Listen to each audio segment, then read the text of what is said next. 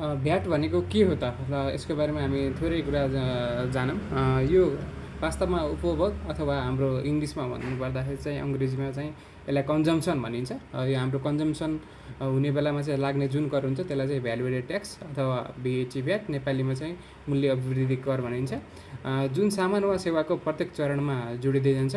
अब कुरा आयो भ्याटले कसरी काम गर्छ त भन्ने कुरा, र कसरी काम भ्याटले गर्छ भन्ने कुरालाई बुझ्नको लागि हामी एउटा सानो इक्जाम्पल लियौँ। र हाम्रो एउटा इक्जाम्पल रहेको छ। सपोज हाम्रो एकजना फार्मर हुनुहुन्छ, उहाँले चाहिँ फ्याक्ट्रीलाई र मेटेरियल सप्लाई गर्नुहुन्छ। उहाँले र मेटेरियल सप्लाई गर्दाखेरि त्यसमा पनि हाम्रो भ्याट जोडिन्छ।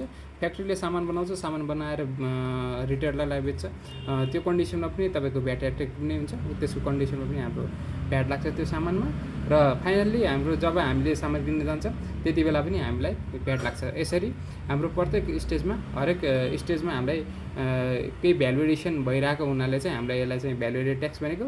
र जुन पनि हाम्रो जति पनि स्टेजमा हाम्रो भ्याट भयो, यसको फाइनल हाम्रो भार चाहिँ हामी कन्ज्युमरले नै बियर गर्नुपर्ने, हामीले भोग्नुपर्ने हुन्छ। यसरी चाहिँ भ्याटले प्रत्येक चरणमा कर वसुल गर्ने काम गर्दछ। यो चाहिँ हाम्रो एउटा कन्सेप्चुअल कुरा भयो, भ्याट के हुन्छ, कसरी हुन्छ, यसको मिनिङ के हो भन्ने कुरा भयो। हाम्रो यो चाहिँ फर्स्ट भिडियो रहेको छ। तपाईँहरू पनि भ्याटको बारेमा विस्तृतमा अलि डिटेलमा बुझ्न चाहनुहुन्छ भने हामी सिरिज सुरु गरिराखेका छौँ। तपाईँले फलो गरेर तपाईँ जोडिन सक्नुहुन्छ यो कुरामा।